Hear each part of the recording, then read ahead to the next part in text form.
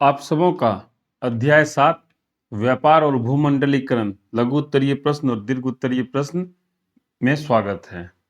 ये चैप्टर 7 का क्या है, स्क्रीनशॉट है, आप इसको देख के समझ सकते हैं।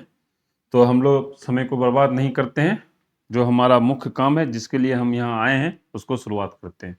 तो हमारा सबसे पहला सवाल क्या है, विश्व बाजार किसे कहते हैं। हम लोग विश्व बाजार के बारे में बात कर रहे हैं। तो देखो, नाम से क्लियर है। क्या नाम से क्लियर है? ऐसा बाजार जो विश्व का है। तो चलो समझते हैं। ऐसा बाजार जहां विश्व के सभी देश, देखो, राज्य से बनता है देश और सभी देशों से बनता है विश्व, यानी विश्व के सभी देश की वस्तुएं आम लोगों के लिए उपलब्ध हो। यानी अगर हम भारत में हैं तो हमारे पास अमेरिका में बनी हुई वस्तुएं भी उपलब्ध हो। अभी जिस पे पावर पॉइंट चल रहा है ना, वो सरफेस का लैपटॉप है। तो अभी हम क्या है, विश्व बाजार से कनेक्टेड है। ये अमेरिका में मैन्युफैक्चरिंग हुआ है, जो लैपटॉप से ये स्मार्ट बोर्ड कनेक्ट है। लेकिन वो क्या है, भारत का जो आम लोग है, जो कि हम लोग हैं, उसके लिए यह उपलब्ध है। इसलिए यह क्या है, विश्व बाजार है। तो क्लियर हो गया पहला सवाल। अब हम लोग दूसरा सवाल की ओर बढ़ते हैं। दूसरा सवाल क्या है, औद्योगिक क्रांति क्या है। कई बार पढ़े हैं। तो देखो, वाष्प शक्ति से संचालित मशीनों द्वारा जब पहली बार क्रांति हुई ना, तो औद्योगिक क्रांति हुई। मशीनों का जब इस्तेमाल शुरू हुआ तो वो जो सारी मशीनें थी वो किससे चलती थी, वाष्प शक्ति से चलती थी। तो बड़े कारखाने हुए, उसमें क्या उत्पादन होता था, तो वस्तुओं का बड़े पैमाने पर उत्पादन होता था। तो इसी क्रांति को क्या कहा गया, औद्योगिक क्रांति कहा गया। क्लियर हो गया। आगे बढ़ते हैं। क्या है क्वेश्चन? गुड क्वेश्चन है, आर्थिक संकट से आप क्या समझते हैं। तो देखो, संकट की बात कर रहे हैं और वो संकट क्या है, आर्थिक है, यानी पैसे से संबंधित संकट है। तो ये पहली बार पूरे विश्व में जो हुआ वो 1929 में आया। तो इस समय क्या हुआ ना, विश्व के सभी देश को पैसे की दिक्कत हो गई थी। तो 1929 में क्या हुआ, विश्व भर में कृषि उत्पादन की अधिकता, देखो हुआ क्या, उत्पादन बहुत ज्यादा हो गया। खपत था 10, सामान बन गया 100। मान लो कोई सामान है जिसको बनाने में 8 रुपया का खर्च हो रहा है, 10 रुपया में बिक रहा है, 2 रुपया का प्रॉफिट हो रहा है। 10 सामान की ही आवश्यकता थी, तो बनाने में लागत कितना हुआ, 80। 100 रुपया में बेचता तो 20 रुपया का फायदा होता, लेकिन बना लिया 100। तो कितना लागत लग गया, 800 लागत लग गया। खपत होना था केवल 10, यानी 100 रुपया ही मिलना था।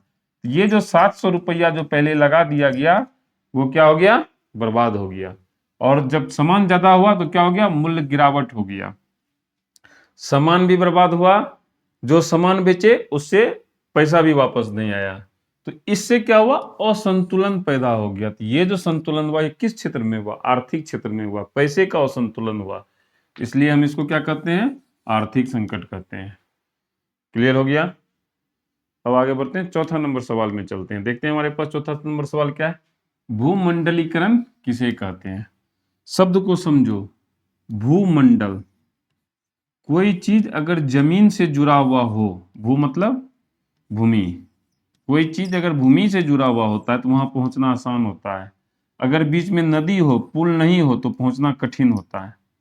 कोई ऐसा गांव जो नदी के उस पार हो, वहां जाना मुश्किल होता है। लेकिन उसी को अगर एक ऐसा गांव जो हमारे गांव से सटा हुआ हो, बीच में कोई नदी नहीं हो, तो वहां जाना आसान होता है।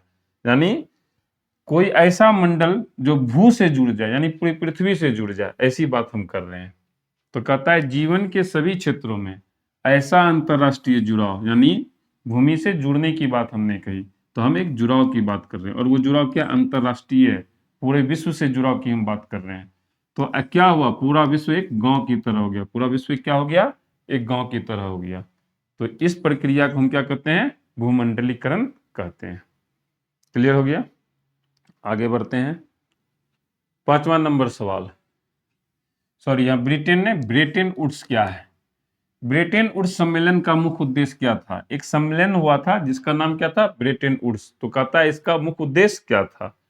तो कहता है इसका मुख्य उद्देश्य जो था वो था वैश्विक आर्थिक स्थिरता और पूर्ण रोजगार सुनिश्चित कर विश्व शांति स्थापित करना था। देखो, जब आर्थिक मंदी आई तो लड़ाई हुई, तो इसलिए उन सभी चीजों को ध्यान में रखते हुए एक सम्मेलन किया गया। तो कहा गया कि अगर आर्थिक स्थिरता रहेगी पूरे विश्व में, वैश्विक बोले तो पूरे विश्व में, तो लड़ाई नहीं होगी। आर्थिक स्थिरता ही जरूरी नहीं है, हमको पूर्ण रोजगार भी देना है। अगर लोग बेरोजगार रहेंगे तो कहावत है, खाली दिमाग शैतान का। तो हमको दोनों चीज को क्या करना है, सुनिश्चित करना है। तो इससे क्या हो जाएगा, विश्व शांति हो जाएगा। इससे क्या हो जाएगा, विश्व शांति हो जाएगा। क्वेश्चन नंबर 6, बहुराष्ट्रीय कंपनी क्या है? देखो, बहु ज्यादा, बहु मतलब बहुत, बहु मतलब बहुत, राष्ट्र मतलब बहुत सारे राष्ट्र की कंपनी। तो देखो, ऐसी कंपनियां जो कई देशों में, कंपनी है तो क्या करेगी, व्यापार और व्यवसाय करेगी, तो इसको हम क्या कहेंगे, बहुराष्ट्रीय कंपनी कहेंगे। क्या कहेंगे, बहुराष्ट्रीय कंपनी कहेंगे। क्लियर हो गया? आगे बढ़ते हैं। ये था अति लघु उत्तरीय प्रश्न, जिसको हम लोगों ने पढ़ लिया, तो इसको यहीं तक रहने देते हैं। अब हम लोग लघु उत्तरीय प्रश्न को देखते हैं। लघु उत्तरीय प्रश्न क्या है। 1929 के आर्थिक संकट के कारणों को संक्षेप में स्पष्ट कीजिए। तो चलो देखते हैं। देखो, प्रथम विश्व युद्ध हो गया 1914 से 1918 ईस्वी तक प्रथम विश्व युद्ध चला। उसके बाद क्या हुआ ना, कृषि के क्षेत्र में सुधार हुआ। जब कृषि के क्षेत्र में सुधार हुआ तो क्या हुआ, उत्पादन बहुत ज्यादा हो गया, अति उत्पादन हो गया, बहुत ज्यादा उत्पादन हो गया। उत्पादन ज्यादा था और खरीदार कम थे। खरीदार क्या थे, कम थे। अब देखो क्या हुआ, एक जगह है वहां उपज रहा है चावल, एक जगह है वहां उपज रहा है गेहूं। ठीक है, अगर यहाँ चावल कम उपजे, मान लो 10 किलो चावल का खपत था, उपजा 8 केजी ही, तो क्या हुआ, इसको दूसरे जगह नहीं जाना पड़ा, तो उत्पादन क्या हो गया, ज्यादा हो गया। जब ज्यादा हो गया तो यहाँ भी खरीदार कम थे और दूसरे देश में भी खरीदार कम थे, क्योंकि हर जगह उत्पादन हो गया। तो अब क्या हुआ, किसानों ने आय बनाए रखने के लिए और उत्पादन किया।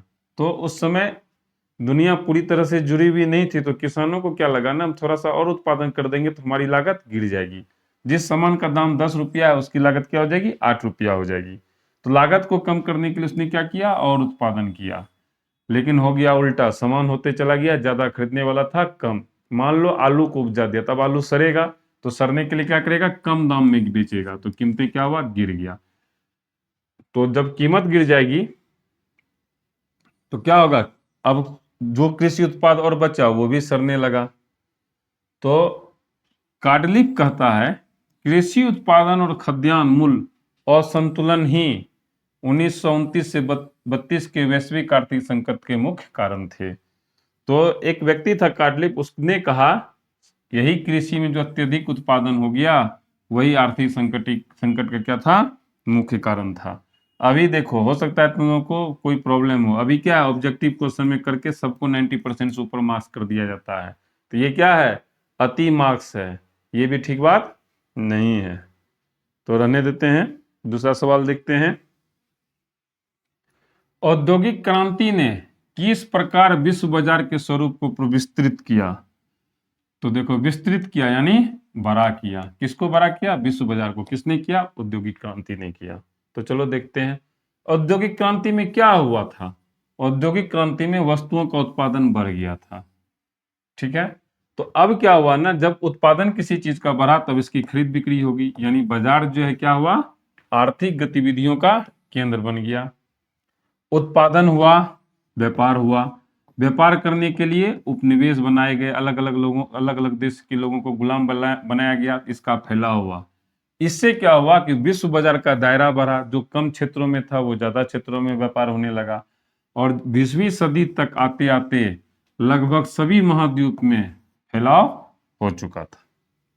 क्लियर हो गया? हमने 2 नंबर भी समाप्त कर लिया। अब हम लोग हैं 3 नंबर में। किसमें है? 3 नंबर में। विश्व बाजार के स्वरूप को समझाएं। विश्व बाजार का जो स्वरूप है उसको हमको क्या करना है, समझना है। चलो समझते हैं। कहता है विश्व बाजार ऐसा व्यापारिक तंत्र है, देखो बाजार है तो ये क्या होगा, व्यापारिक तंत्र होगा, और विश्व है, क्या है, विश्व का बाजार की बात कर रहे हैं। इसका मतलब है यहां सभी देशों की वस्तुएं उपलब्ध होगी। तो जहां पूरे विश्व की बात हो वो साधारण बात नहीं है, वह एक प्रकार की क्रांति है। और चूंकि यह व्यापार से जुड़ा हुआ है तो इसलिए यह क्रांति कौन सी क्रांति होगी, वाणिज्यिक क्रांति होगी। औद्योगिक विकास भी हुआ, उद्योग का विकास होते जा रहा है और दूसरे देश के लोगों को गुलाम भी बनाया जा रहा है, यानी उपनिवेशवाद भी हो रहा है। इसके कारण ये सारा चीज क्या हुआ, वाणिज्यिक कारण विकसित हुआ। जैसे लंदन इंग्लैंड में मैनचेस्टर और भारत में मुंबई, ये सब शहर औद्योगिकरण के कारण विकसित हुए, जहां उत्पादन भी हो रहा था और वितरण दोनों होते थे। मुंबई शहर में कोई भी लोग जाता है तो उसको रोजगार मिल जाता है, यानी वहां उत्पादन हो रहा है और इतनी जनसंख्या है कि वहां खपत भी हो जाता है, यानी वितरण भी हो रहा है। यानी क्या हो रहा है, वितरण दोनों होते थे। क्लियर हो गया। अगला सवाल देखते हैं क्या है हमारे लिए।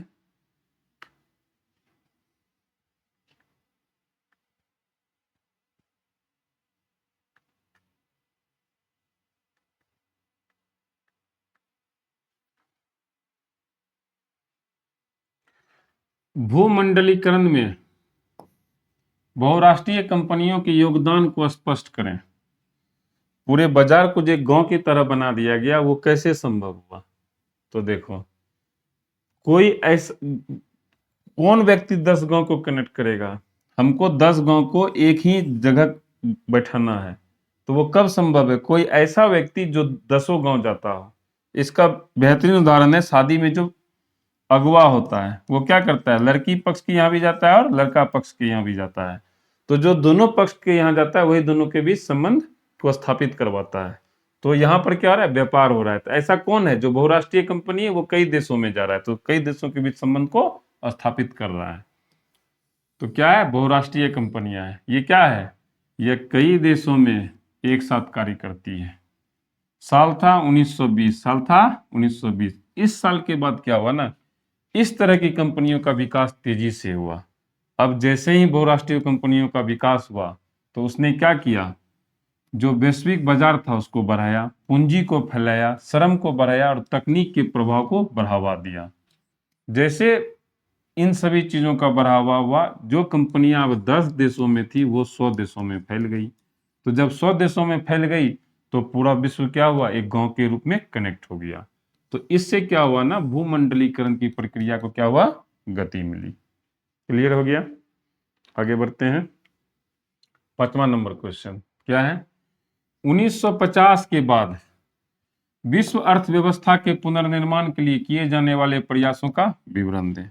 साल है 1950 और हम विश्व अर्थव्यवस्था के पुनर्निर्माण की बात कर रहे हैं। 1950 की बात क्यों कर रहे हैं, क्योंकि द्वितीय विश्व युद्ध में क्या हुआ ना, सब चीज समाप्त हो गया। सब चीज क्या हो गया, समाप्त हो गया। उससे जो समस्या उत्पन्न हुई उसको क्या करना था, हल करना था। और जो व्यापक तबाही हुई थी, युद्ध से क्या होता है, हमेशा तबाही आता है। तो जब सब चीज बर्बाद हो गया तो हमको क्या करना था, पुनर्निर्माण करना था। क्या करना था, पुनर्निर्माण करना था। और चूंकि कई देश युद्ध में तबाह हुए थे, इसलिए यह जो हुआ ना, अंतरराष्ट्रीय स्तर पर प्रारंभ हुआ। 1945 से 1960 के दशक में महत्वपूर्ण आर्थिक संबंधों का समुदाय यूरोपीय इकोनॉमिक, सबसे ज्यादा यूरोप तबाह हुआ था, इसलिए पुनर्निर्माण का काम सबसे ज्यादा कहाँ हुआ, यूरोप में हुआ। कम्युनिटी ईसीसी की स्थापना हुई। ग्रेट ब्रिटेन 1960 ईस्वी में इसका सदस्य बना। क्लियर हो गया। लघु उत्तरीय है इसलिए छोटा छोटा ही लिखा गया है, दीर्घ उत्तरीय में थोड़ा सा ज्यादा लिखा जाता है। 6ठा नंबर है, क्या है 6ठा नंबर, भूमंडलीकरण के भारत पे प्रभावों को स्पष्ट करें। ये जो भूमंडलीकरण हुआ, पूरा विश्व एक गांव के रूप में जुड़ गया, से भारत पर क्या प्रभाव पड़ा, तो चलो देखते हैं। भूमंडलीकरण क्या किया, इसने जीवन के सभी क्षेत्रों में एक अंतरराष्ट्रीय स्वरूप प्रदान किया। अभी जो हम फोन यूज करते हैं वो सैमसंग की कंपनी है, जो कोरिया की कंपनी है। भारत में मैन्युफैक्चरिंग हो रहा है, भारत का सामान बन करके दूसरे देशों में जा रहा है। तो क्या हुआ, दुनिया के सभी भागों को आपस में जोड़ दिया। तो जब सभी भाग एक साथ जुड़ गए तो क्या हो गया, संपूर्ण विश्व एक बड़ा गांव के रूप में परिवर्तित हो गया। तो जब पूरे विश्व पे प्रभाव हो रहा है तो हमारा भारत कैसे इससे बचा हुआ रहता, तो इसका प्रभाव हमारे भारत पर भी पड़ा। ये जो भूमंडलीकरण है इसने क्या किया, लोगों को भौतिक मनोवैज्ञानिक स्तर पर एकीकृत करने का सफल प्रयास करती है। देखो चीज को समझो, भौतिक, जिस चीजों को हम छू सकें, अभी सब भौतिक सुख सुविधा है, एसी है, गाड़ी है, अब क्या कहते हैं टेस्ला की जो गाड़ी है वो ऑटोनोमस है, हम मंगल ग्रह पर जा रहे हैं, और मनोवैज्ञानिक हम मन से इसके लिए तैयार हो चुके हैं। तो सभी को क्या कर रही है, एकीकृत कर रही है। अर्थात सभी क्षेत्रों में लोगों के द्वारा, जितने भी क्षेत्र हैं उन सभी क्षेत्रों में लोगों के द्वारा किए जाने वाले क्रियाकलापों में विश्व स्तर पर पाए जाने वाला एक रूपता या समानता भूमंडलीकरण के अंतर्गत आता है।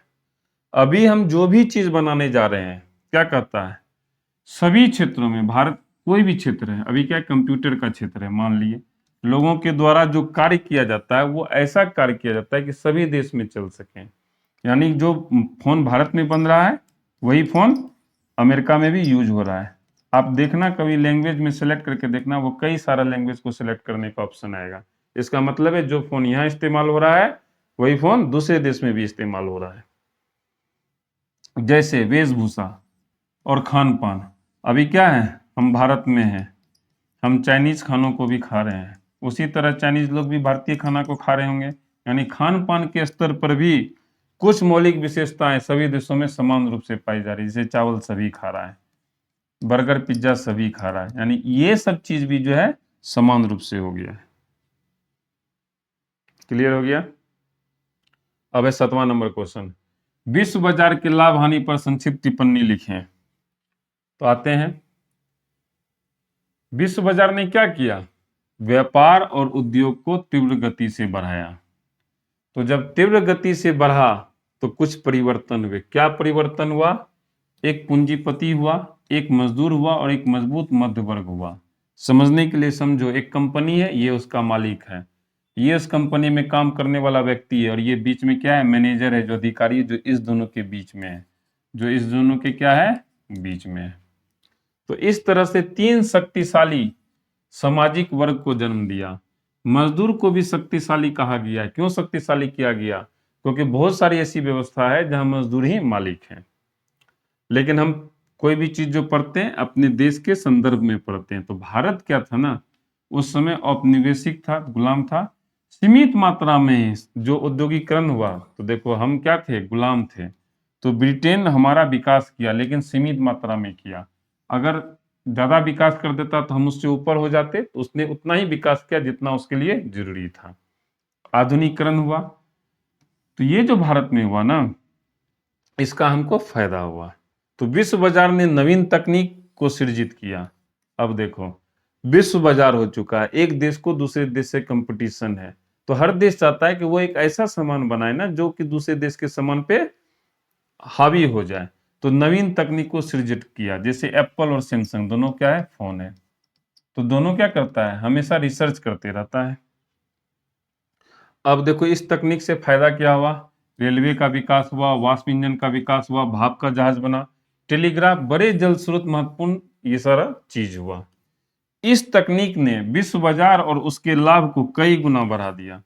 नई नई चीजों का आविष्कार हो रहा था, लोगों को रोजगार मिल रहा था, लोगों का जो जीवन स्तर था वो ऊंचा हो रहा था। तो ऑब्वियस बात है कि इसका लाभ कई गुना बढ़ गया। एग्जाम्पल के रूप में देखो, 1820 से 1914 तक 14 के बीच विश्व व्यापार में 25 से 40 गुना की वृद्धि हो गई थी।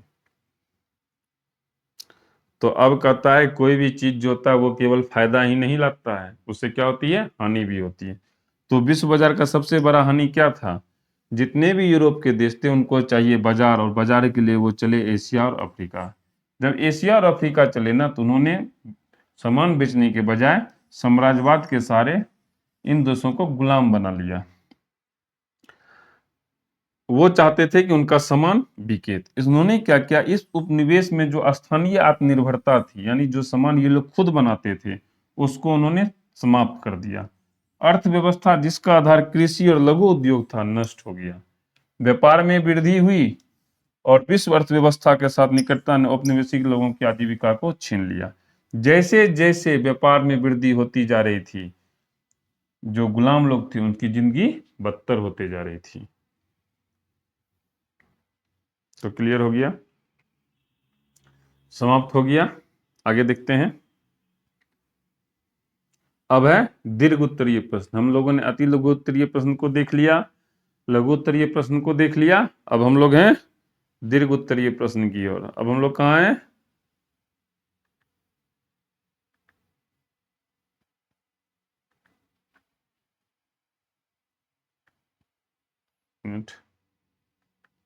गुड।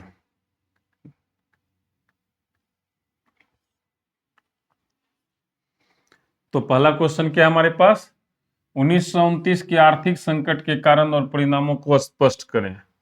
संकट का कारण क्या था, परिणाम क्या था? देखो, कारण क्या था? कृषि क्षेत्र में अति उत्पादन हो गया था। अति उत्पादन की जो ये समस्या थी, प्रथम विश्व युद्ध समाप्त हो गया फिर भी बना रहा, लेकिन उत्पादन ज्यादा था और खरीदने वाले लोग क्या थे? कम थे। अगर उत्पादन भी ज्यादा था और खरीदने वाले लोग भी ज्यादा रहते तो कोई फर्क नहीं पड़ता, लेकिन था क्या? उल्टा, उत्पादन ज्यादा था और खरीदने वाले लोग कम थे। तो जो लोग कृषि उत्पाद पे का उत्पादन करे तो उनकी आय क्या होगी? घट गई। और इसमें कौन इन्वॉल्व होते हैं? किसान। कौन इन्वॉल्व होते हैं? किसान। तो किसान क्या किए? इस स्थिति से निकलने के लिए उत्पादन को और बढ़ा दिए। उनको लगा अगर उत्पादन बढ़ा देंगे तो हमारा लागत घट जाएगा और चीजें ठीक हो जाएगी। लेकिन क्या हुआ ना, उनको अपना माल को कम कीमत पर बेचना पड़ा। बाजार में कृषि उत्पाद बढ़ते जा रहे थे और कीमतें घटती जा रही थी। कृषि उत्पाद फिर क्या हुआ? ये सड़ने वाला चीज था। ये क्या था? सड़ने वाला चीज था। तो सामान क्या हुआ? सड़ने लगा।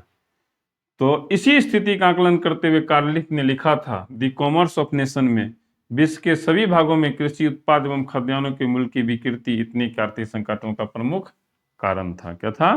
कारण था। अब हम लोग आते हैं दूसरा नंबर क्वेश्चन पर। हम लोग कहाँ आते हैं? दूसरा नंबर क्वेश्चन पे आते हैं।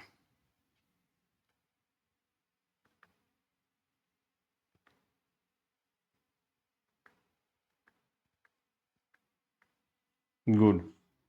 दूसरा नंबर क्वेश्चन क्या है?